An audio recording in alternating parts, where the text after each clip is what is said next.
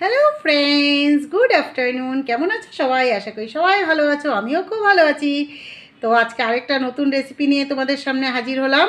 তো এখানে দেখতে পাচ্ছ, এখানে পেঁপে কেটে রেখেছি, আলু কেটে রেখেছি। পেঁপেগুলো চোকো চোকো পনিরের শেপে বড় বড় করে কেটে রেখেছি।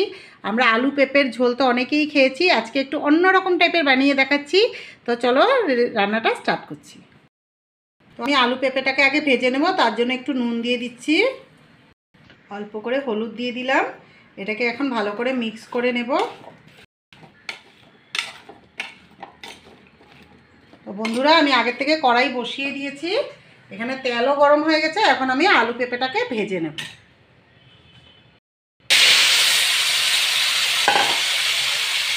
এই রান্নাটা খেতে খুবই ভালো লাগে।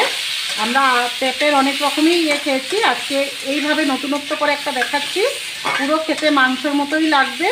অনেক সময় বাচ্চারা খেতে চায় না, পেঁপের নাম শুনলে নাক ছিটকে, কিন্তু এইভাবে বানিয়ে দিলে আশা করি বন্ধুরা সব বাচ্চারাই খাবে। তো বন্ধুরা, আমার আলু পেঁপেটা ভালো করে ভাজা হয়ে গেছে, দেখতেই পাচ্ছ। তো এখন আমি নামিয়ে নিচ্ছি।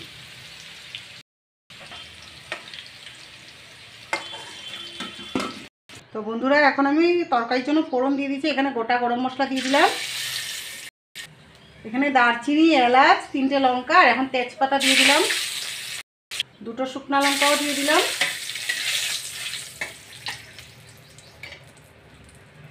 এখন পেঁয়াজ কুচো করে রেখেছি, পেঁয়াজ কুচোটা দিয়ে দিলাম।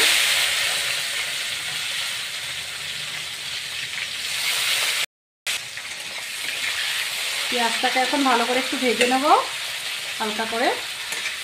এটা খেতে খুবই ভালো লাগে বন্ধুরা। গন্ধটা এমনিই গরম মশলা দেওয়াতে ফোড়নে তোমরাই বুঝে এত সুন্দর গন্ধ বেরিয়েছে, খুবই ভালো লাগছে।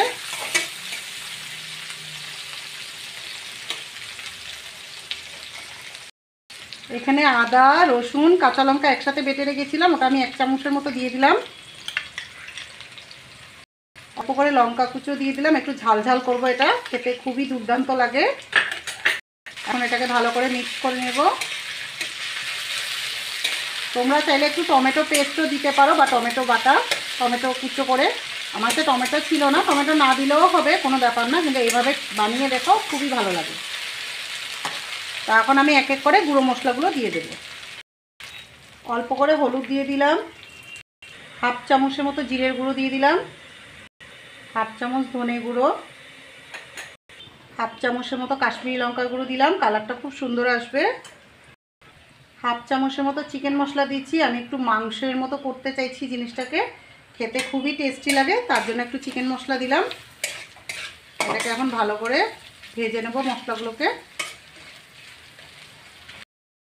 তো বন্ধুরা, আমার মশলাটা ভালো করে ভাজা ভাজা হয়ে গেছে, পুরো তেল ছেড়ে দিয়েছে। এখন আমি আলু পেঁপেটাকে ছেড়ে দেব। এখন এটাকে ভালো করে কষাবো মশলার সাথে।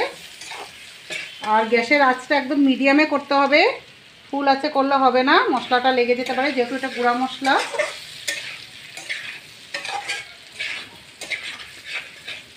এটাকে ভালো করে একটু কষাবো 5 মিনিটের মতো, তারপরে আমি ঝোল দিয়ে দেবো। অল্প করে সামান্য ঝোল দেবো, বেশি দেবো না, এটা গামাখা গামাখা হবে, খেতে খুবই দুর্দান্ত লাগে। এখন আমি 2-3 মিনিটের জন্য একটু ঢাকা দিয়ে দিচ্ছি, কম আছে এটা হবে। পেঁপেটা এমনিও সিদ্ধ হতে টাইম লাগে, তো 2 মিনিটের জন্য আমি ঢাকা দিয়ে দিচ্ছি। তো বন্ধুরা, আমার 5 মিনিটের মতো হয়ে গেছে। তখন আমি একটু দেখে নিই, সুন্দর ভাজা ভাজা হয়ে গেছে।